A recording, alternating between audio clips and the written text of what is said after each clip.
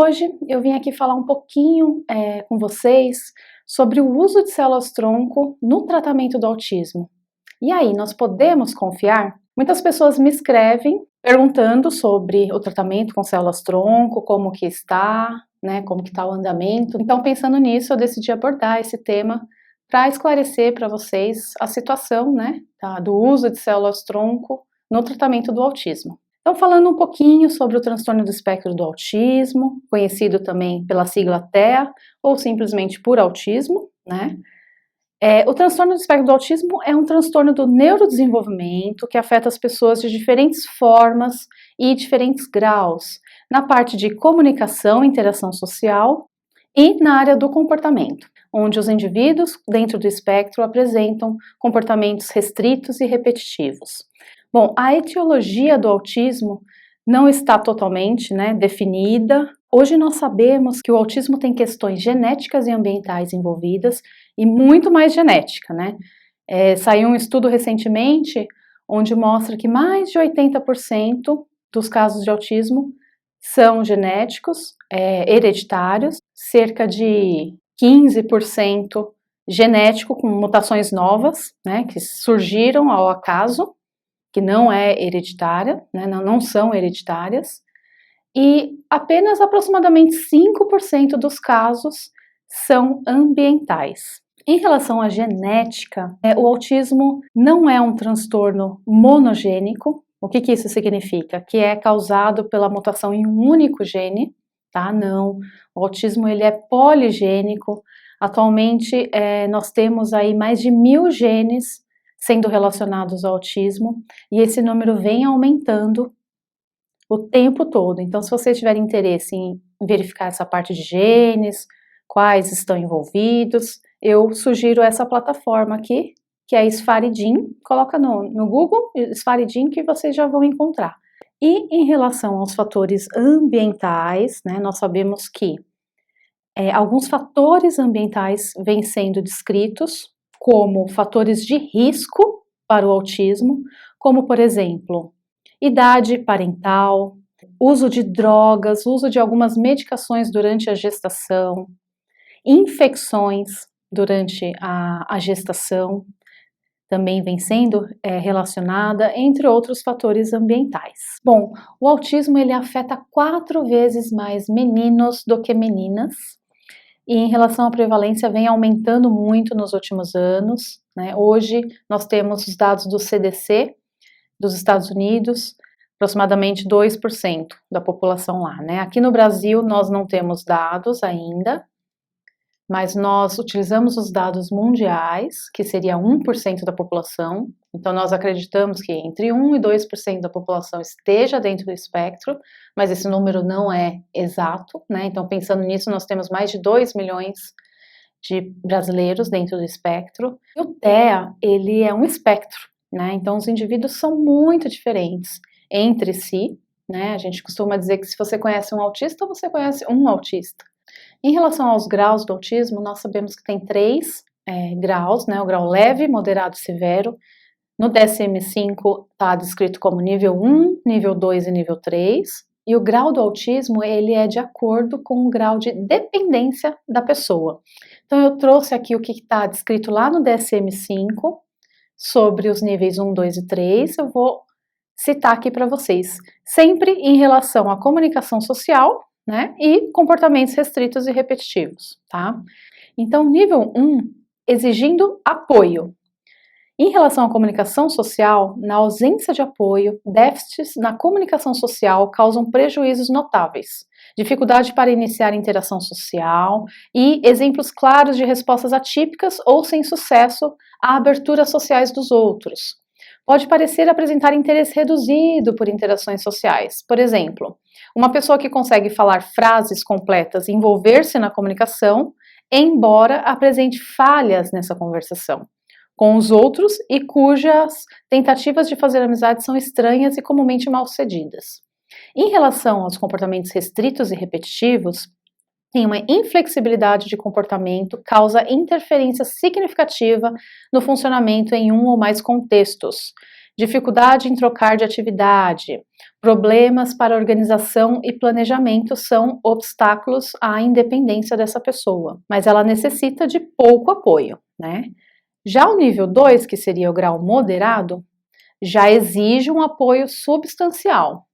Em relação à comunicação social, déficits graves nas habilidades de comunicação social verbal e não verbal, prejuízos sociais aparentes, mesmo na presença de apoio, limitação em dar início a interações sociais e resposta reduzida ou anormal a aberturas sociais que partem de outras pessoas.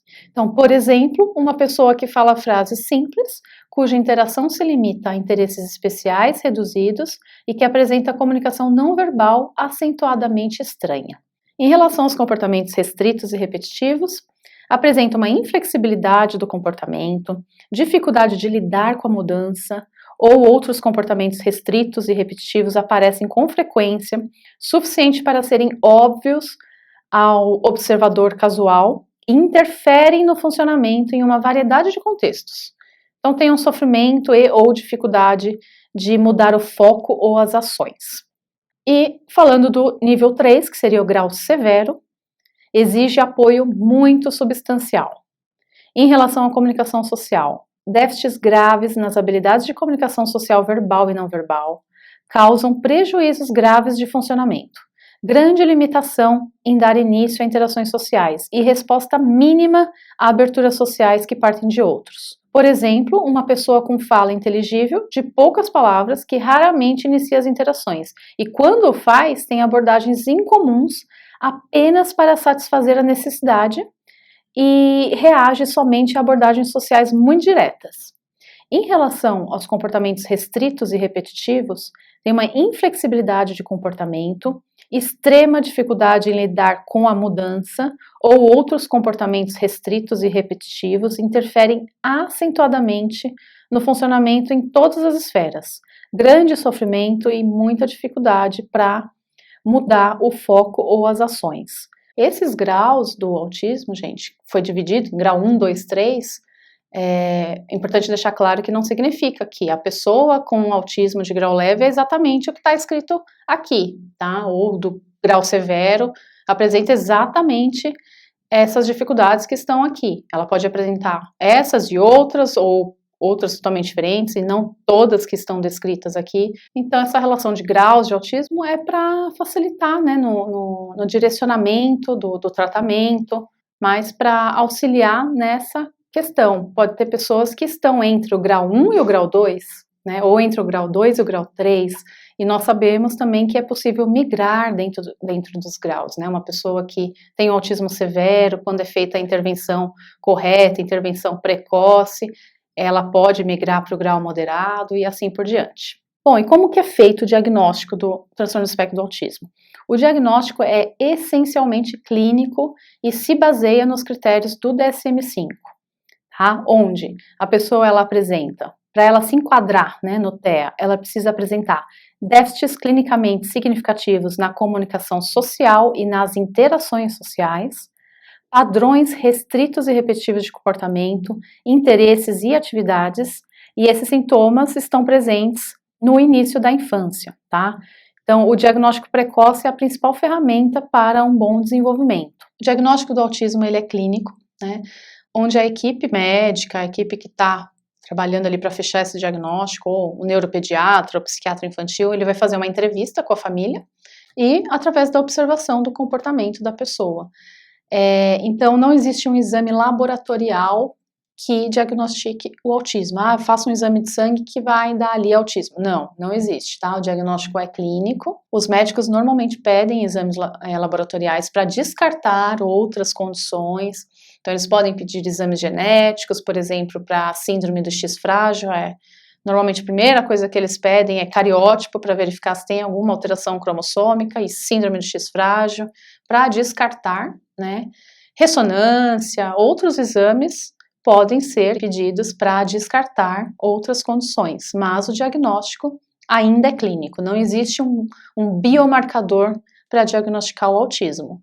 Bom, eu trouxe aqui alguns sinais do TEA, né, que nós devemos ficar atentos.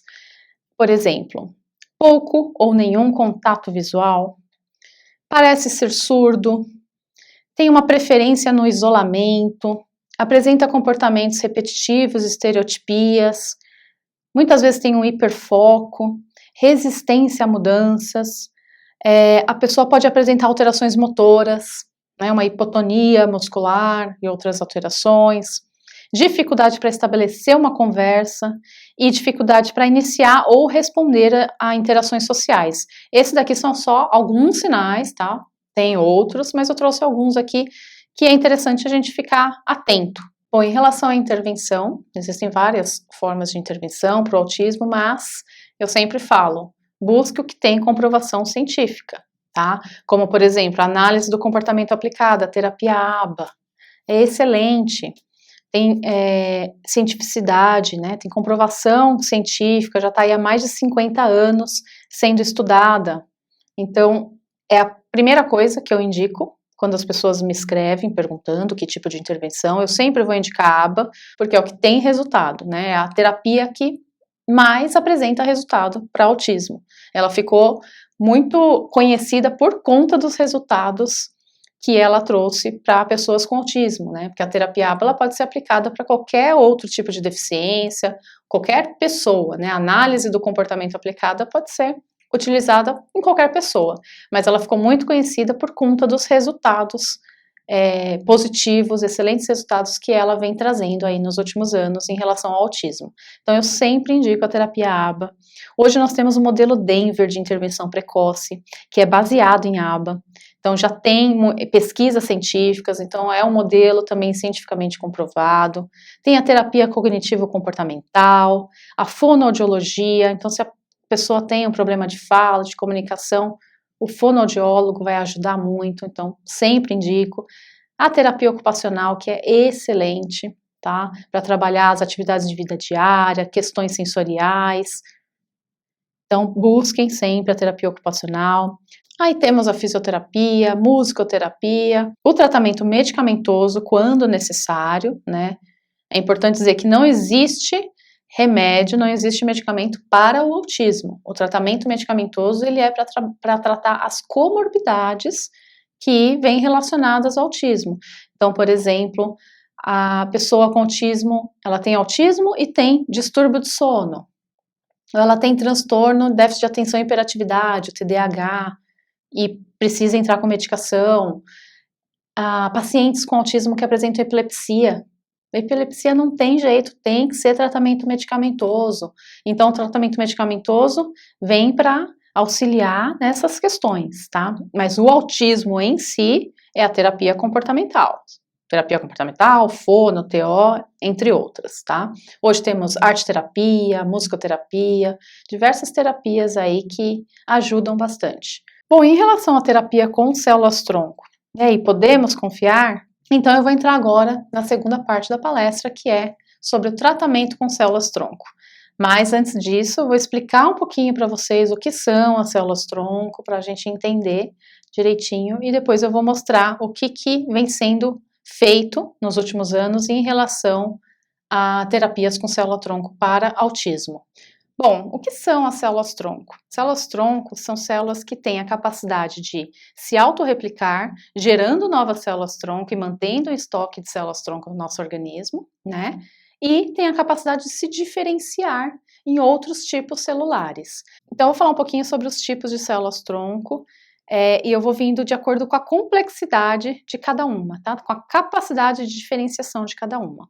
Então, primeiro, nós temos as células-tronco totipotentes, que são as células que estão lá presentes no zigoto e que têm a capacidade de produzir, de gerar qualquer tipo celular do embrião, propriamente dito, e os anexos embrionários. Então, são essas células que vão formar a placenta, o cordão umbilical, a membrana amniótica e todos os anexos embrionários. Após isso, nós temos as células-tronco pluripotente, que são as famosas células-tronco embrionárias, né? São as células que vão dar origem a todo o embrião propriamente dito.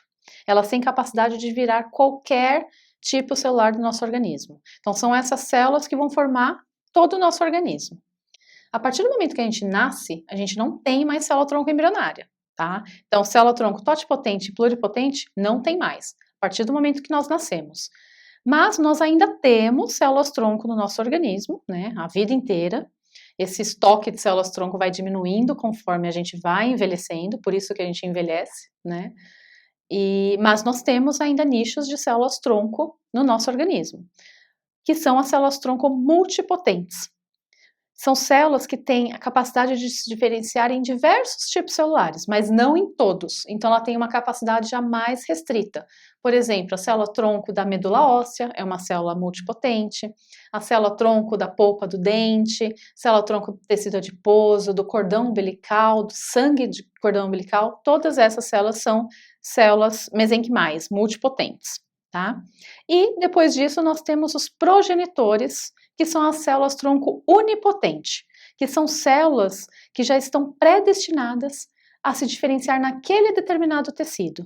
Então, são as células que estão lá nos nossos órgãos. Então, por exemplo, no fígado, nós temos ali um estoque de células-tronco, e quando o fígado precisa de uma reposição celular, essa célula-tronco vai se diferenciar na célula de fígado e vai repor. Né? Então, elas são células com uma capacidade restrita de diferenciação, então elas já estão predestinadas a se tornar virar aquele tipo celular, tá? Então, esses são basicamente os tipos celulares existentes: totipotente, pluripotente, multipotente e unipotente.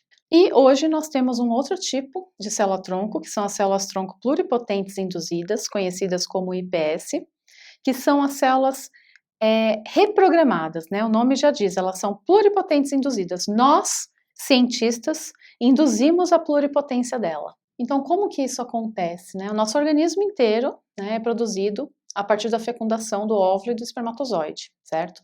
Então, aí tem um zigoto que começa a se dividir e formar o embrião. Então, significa que o nosso organismo inteiro foi gerado a partir de uma única célula, certo?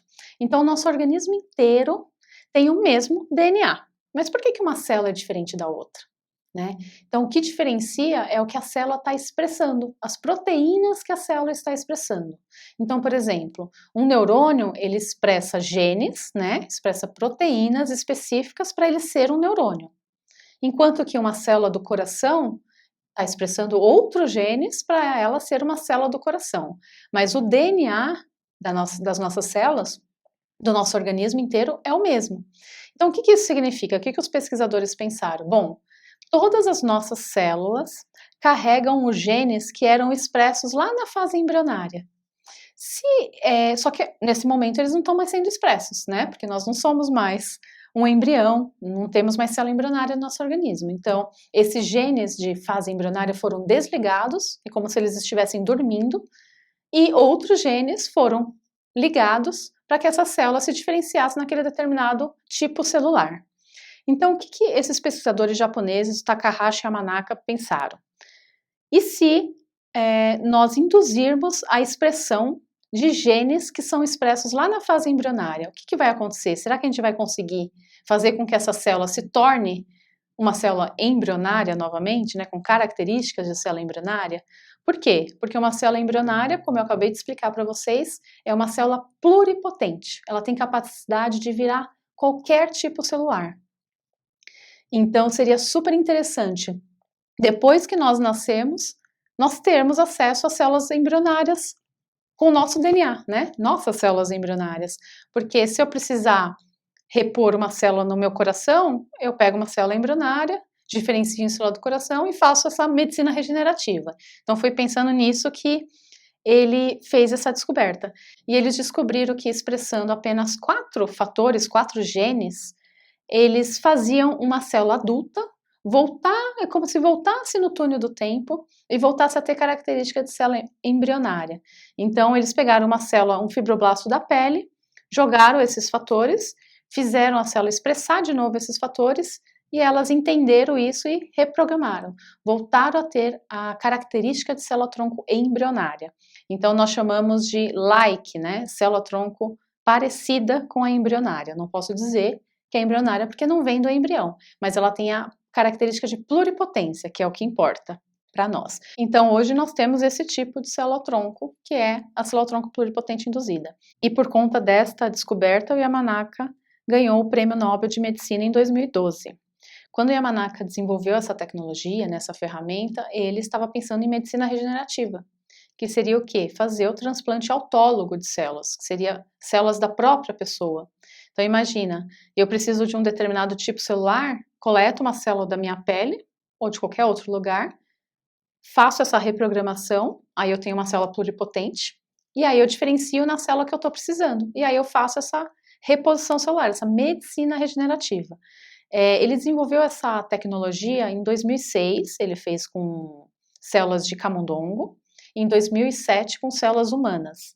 Então já faz aí 12 anos, né?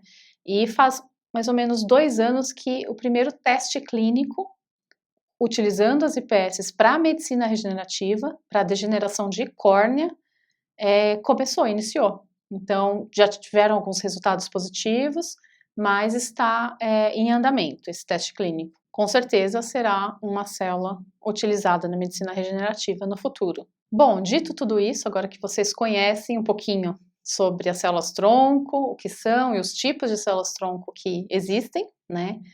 Quais células-tronco são utilizadas no tratamento do autismo?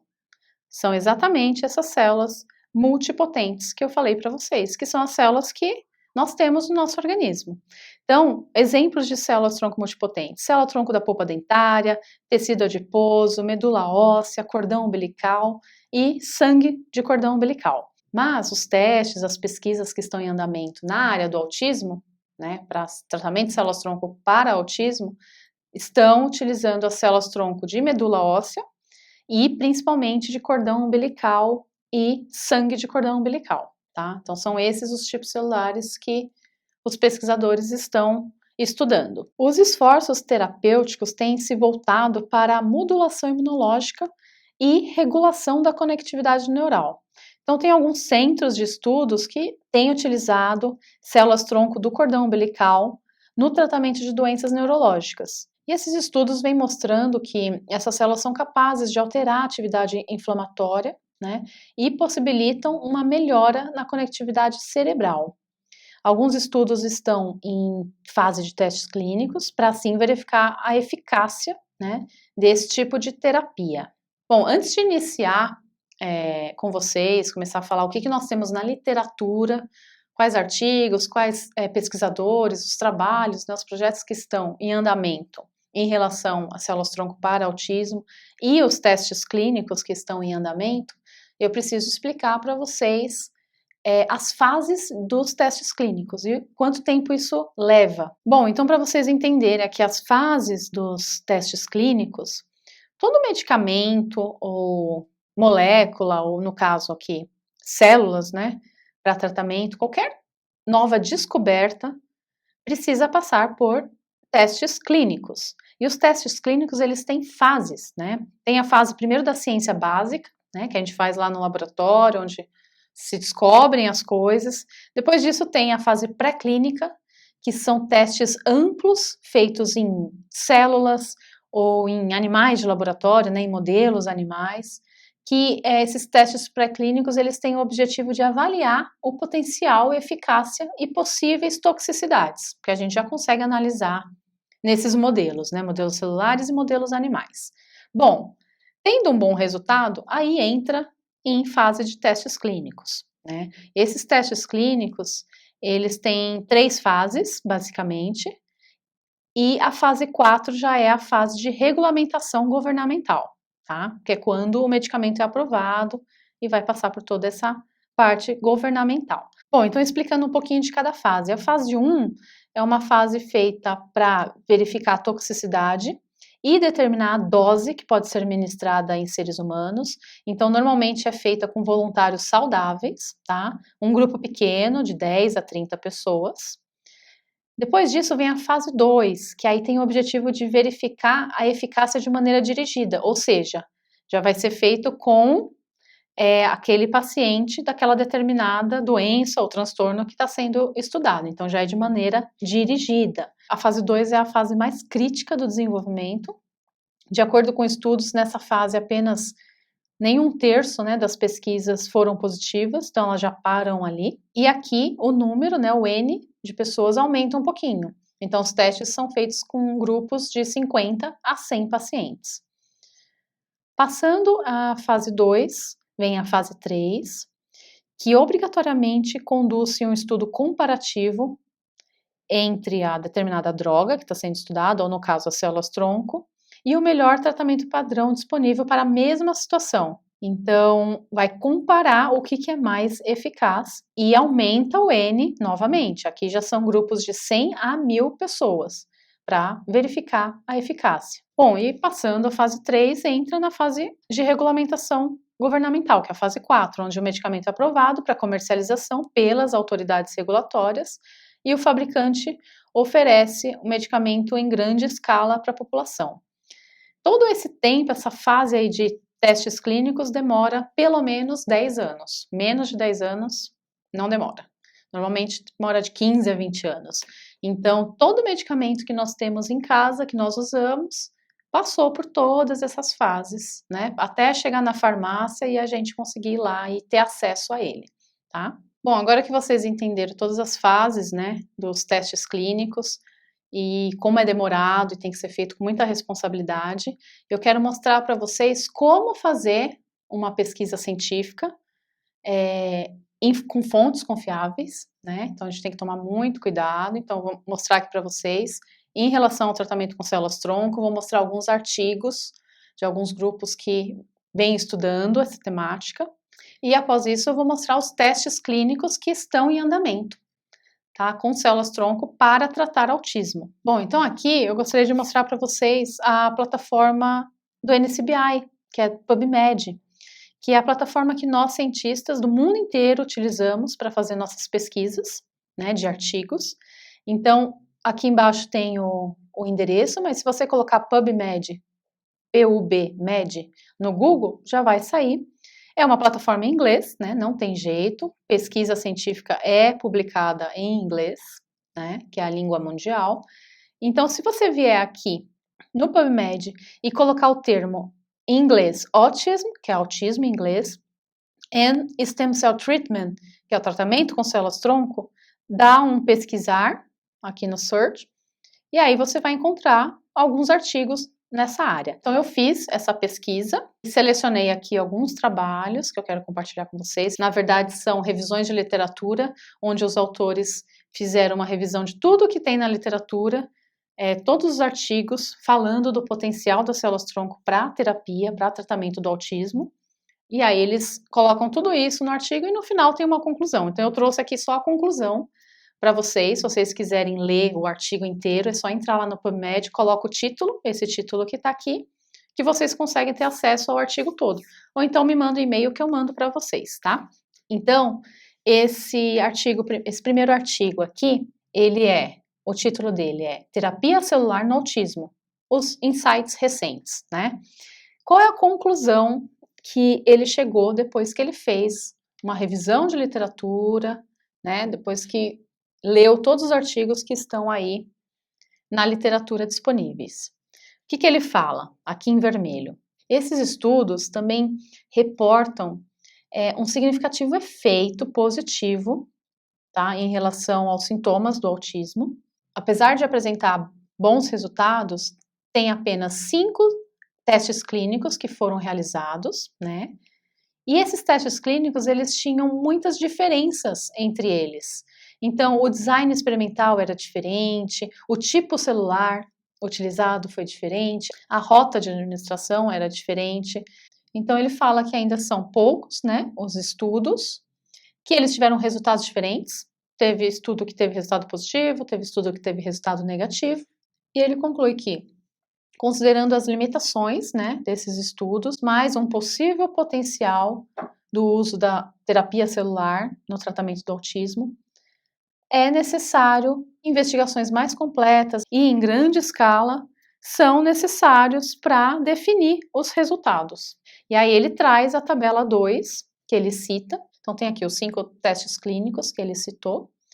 E aqui nessa quarta coluna tem os resultados. Então, por exemplo, aqui nesse primeiro foi célula autóloga, ou seja, célula do próprio paciente. Que tipo de célula foi? Da medula óssea. E teve a duração de 26 meses. Em relação à segurança, foi seguro e os pacientes apresentaram uma melhora cognitiva e social. Já que no segundo teste, já foi com outro tipo celular, que é o que ele fala, né? São tipos celulares diferentes. Foi com célula-tronco mesenquimal do cordão umbilical. Esse teste foi feito, essas pessoas foram acompanhadas por 24 semanas, o que é pouco, né? Mas se mostrou também seguro e os indivíduos apresentaram uma melhora nos comportamentos estereotipados. Nesse terceiro, já foi outro tipo celular, célula-tronco fetal. Então, é um transplante alogênico, que não é do próprio paciente, tá? São células de outra pessoa. Esse estudo teve a duração de 12 meses, se mostrou também seguro e os indivíduos mostraram uma melhora na habilidade cognitiva, nos comportamentos, na sociabilização, uma melhora nas funções imune também, tá? Aqui nesse quarto teste foi autólogo, ou seja, célula do próprio paciente, foi célula de cordão umbilical. A duração desse teste foi de 24 semanas, se mostrou seguro, mas não teve melhora nenhuma nos sintomas. Então, quer dizer, esse teste já não mostrou nenhum resultado positivo. E aqui esse último, também autólogo, está em fase 1 de teste clínico, também foi célula de cordão umbilical, foi acompanhado durante 12 meses, se mostrou seguro e teve uma melhora na socialização, na comunicação e no comportamento adaptativo, tá? Então, esses testes clínicos, 4 deles, né, apresentaram resultados interessantes, mas mais testes clínicos precisam ser feitos. Eu trouxe aqui um outro trabalho também, que ele fala do uso racional das células-tronco mesenquimais no tratamento do transtorno espectro do autismo. Então, o que ele conclui? Que, apesar das células-tronco mesenquimais apresentarem um bom potencial para uso clínico, né, para o autismo, tem muitos desafios metodológicos, técnicos e de segurança que ainda precisam ser considerados. Outra coisa que ele cita que é bem interessante é que não está claro quanto tempo uma única dose de célula-tronco mesenquimal pode sustentar essa ação anti-inflamatória, né, esse efeito anti-inflamatório que ela causa. E qual idade, qual a melhor idade para intervenção? Se for mais cedo, é melhor? Então, ele levanta uma questão aqui interessante. Outra conclusão que ele chega é que, dado que a segurança a longo prazo e a eficácia do tratamento com as células-tronco mesenquimais não pode ser totalmente determinada, precisa ser considerada uma padronização melhor nos futuros ensaios clínicos, tá? Bom, agora eu vou mostrar para vocês como pesquisar os testes clínicos. Então, eu quero saber quais testes clínicos estão em andamento para autismo ou para qualquer outra condição. Então, tem aqui o site do Clinical Trials, aqui tem o endereço para vocês. Então, aqui em Condition or Disease, que é condição ou doença, vocês colocam autismo, em inglês, né? Autism Spectrum Disorder.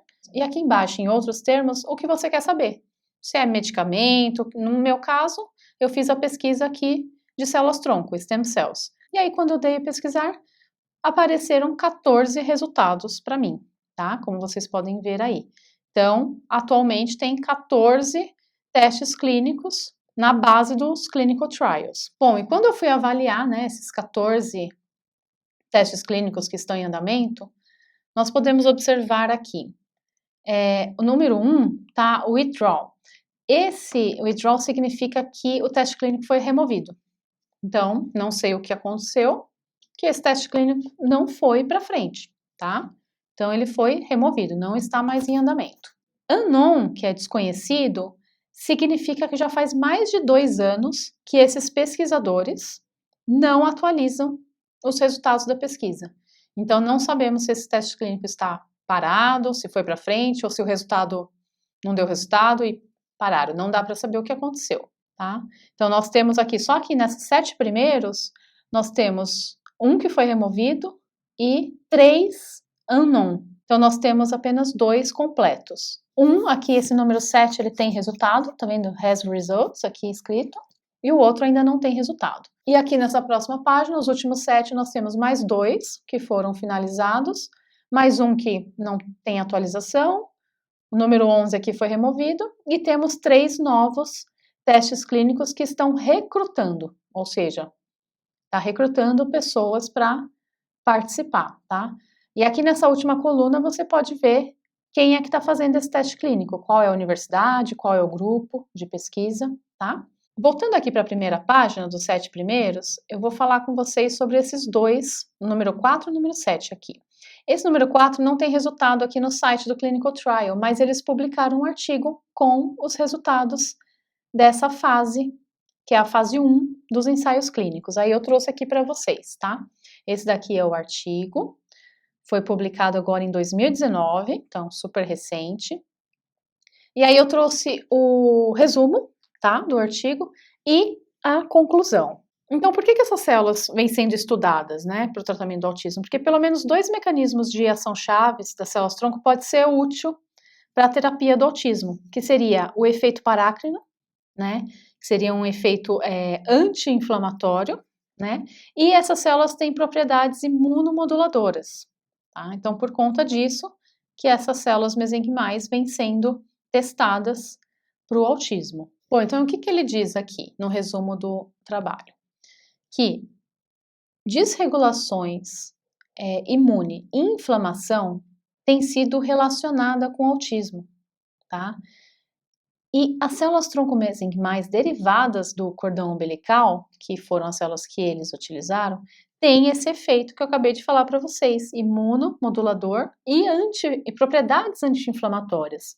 Então, por conta disso, se tornam interessantes.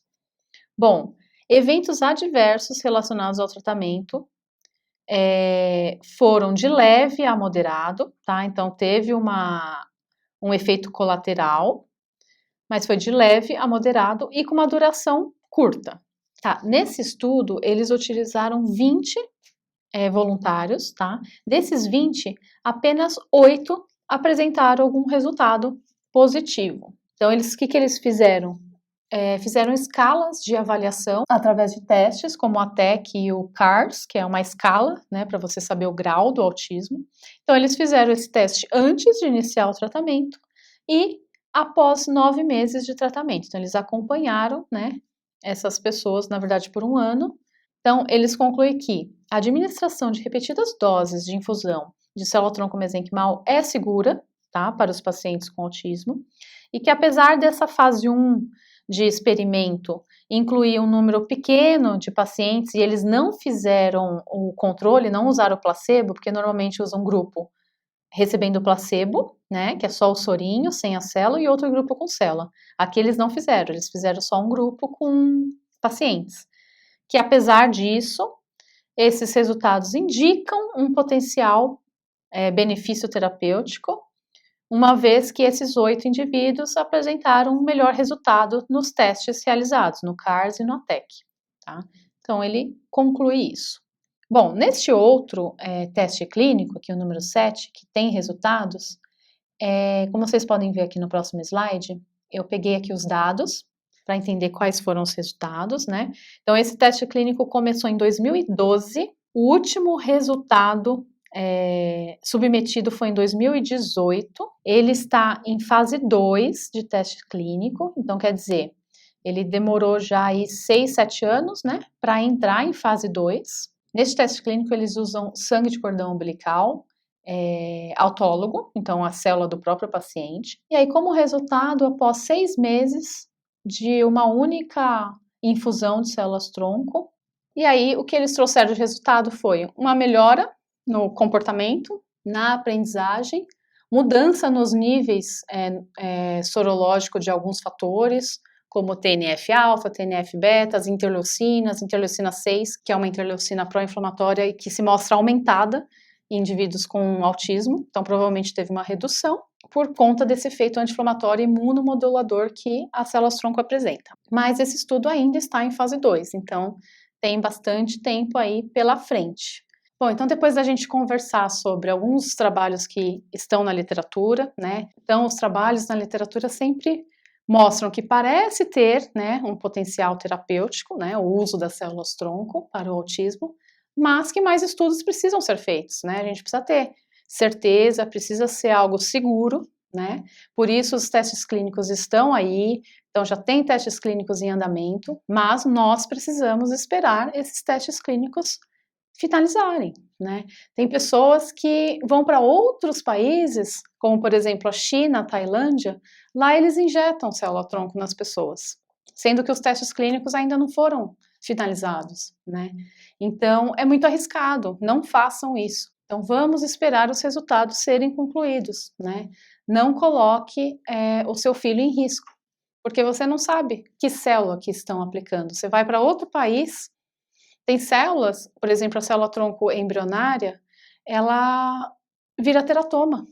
Então, se você injetar numa pessoa uma célula-tronco embrionária que é pluripotente, ela tem um potencial de virar tumor. Então, é muito arriscado, tá?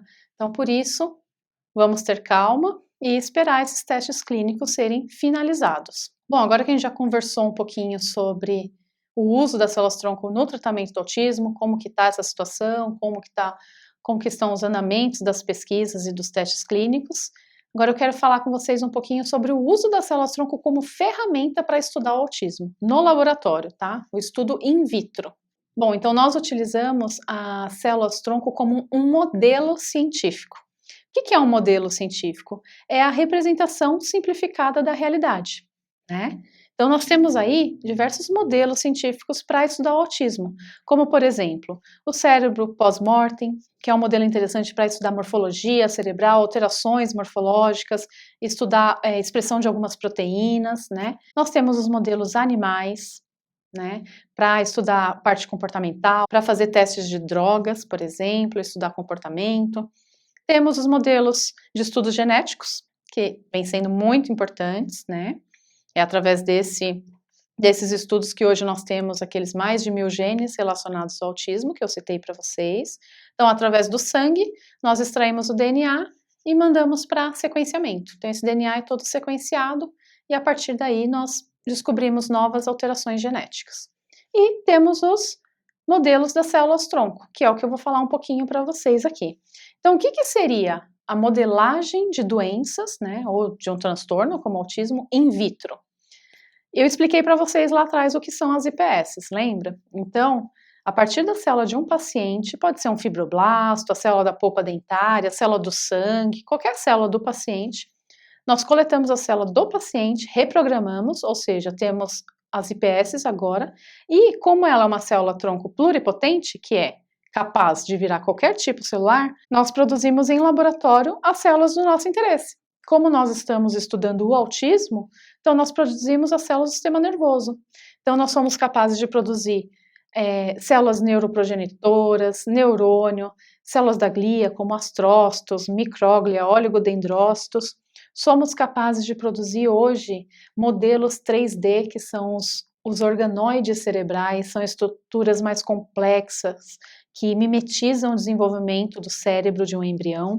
Então, são estruturas que já têm as camadas do córtex mais organizada. Então, é um modelo mais sofisticado que nós temos hoje em células-tronco.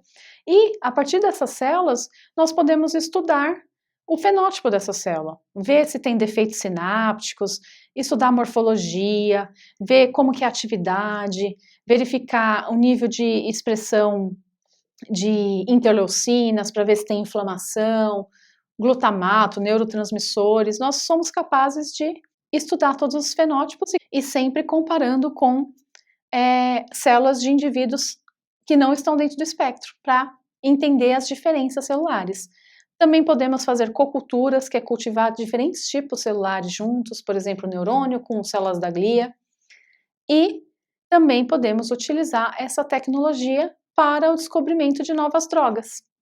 E a partir daí descobrir novos tratamentos, né, medicamentosos para o indivíduo com autismo. Então, o interessante dessa tecnologia é que a gente está carregando o background genético, né, a genética do paciente. Então, eu consigo produzir uma célula do próprio paciente, carregando o DNA do paciente.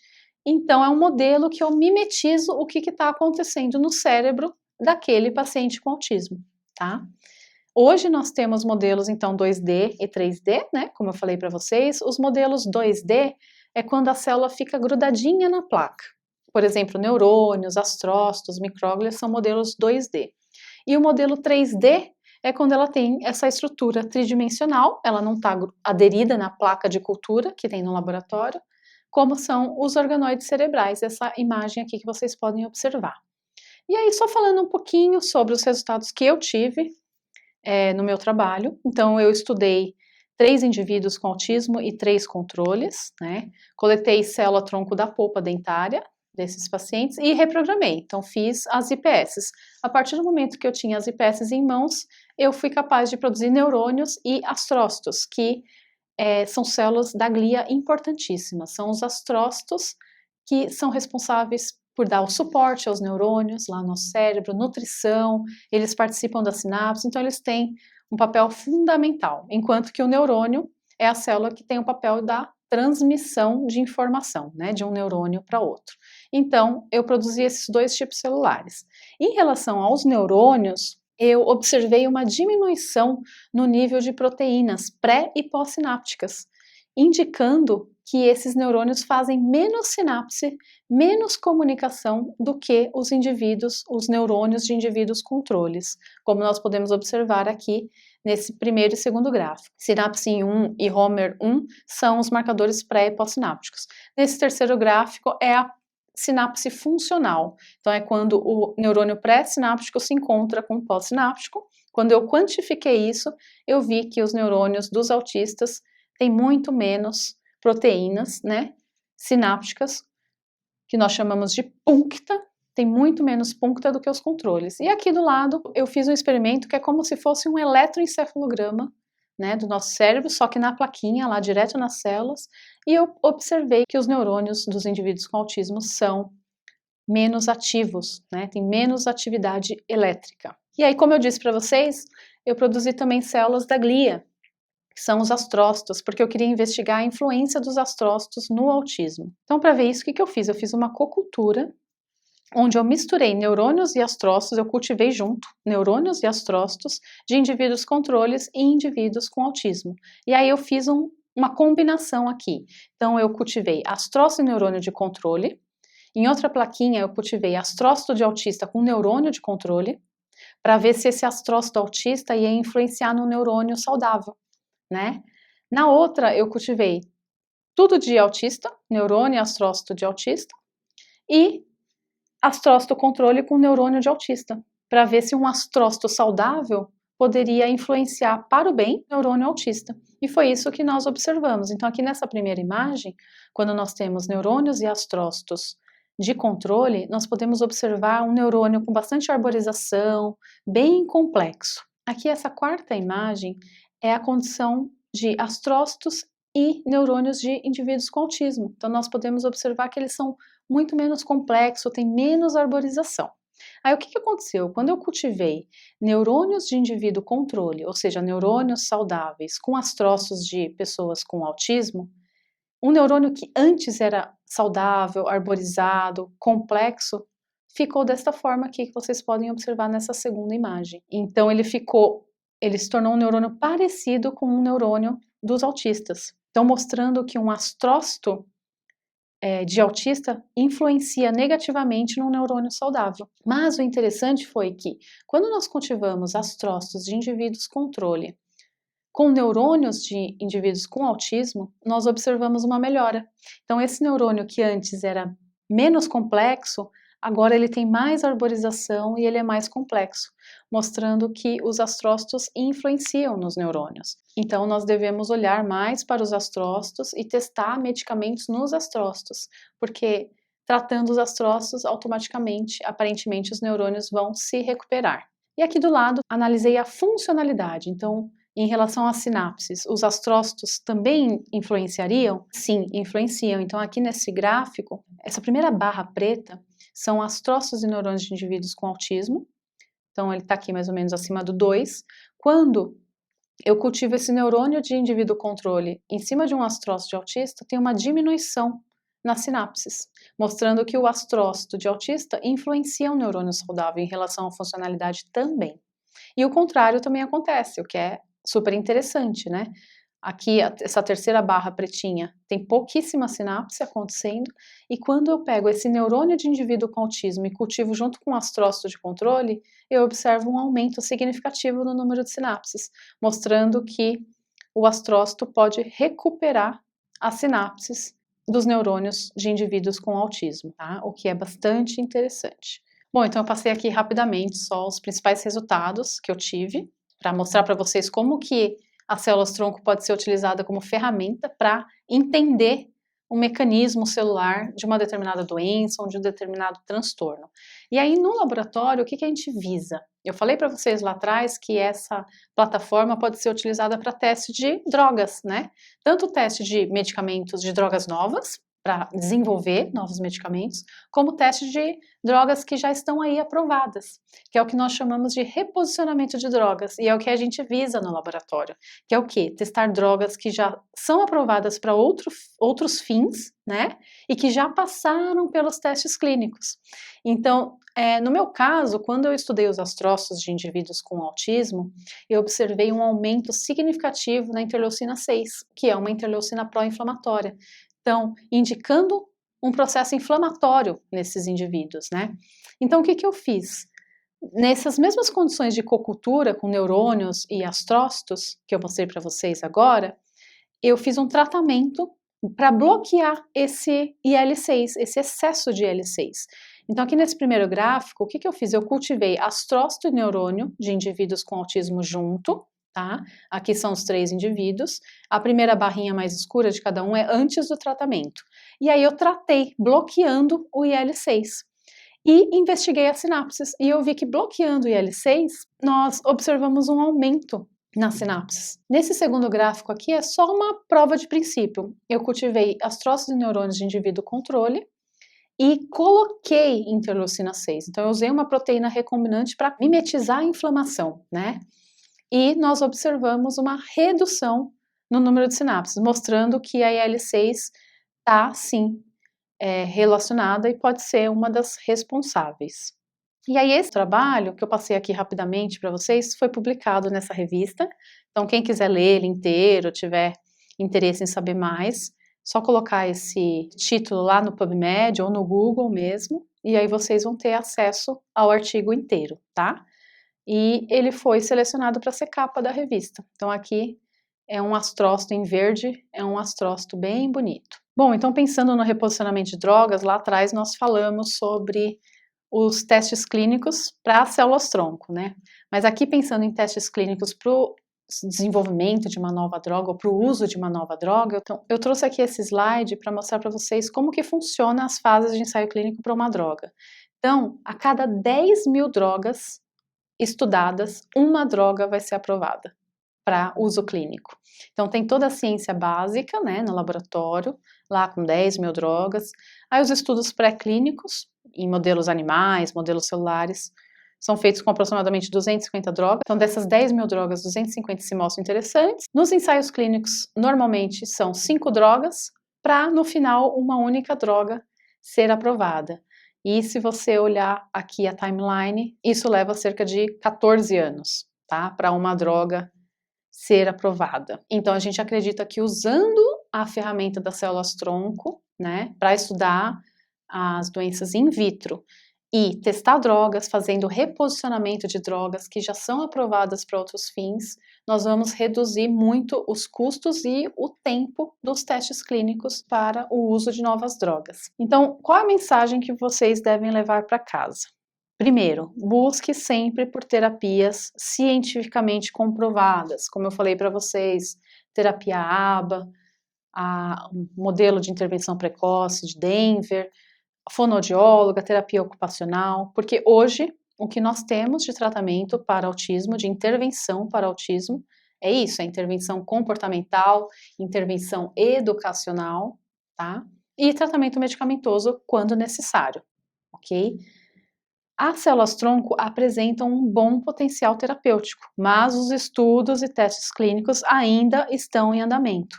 Portanto, vamos aguardar os resultados. As células-tronco vêm sendo utilizadas como ferramenta para o estudo dos mecanismos celulares envolvidos no TEA e para o teste de drogas, tá? Se mostrando um bom modelo e uma boa ferramenta para a modelagem de doenças in vitro. Procure profissionais sérios e capacitados. Não caia em armadilhas, tá, gente?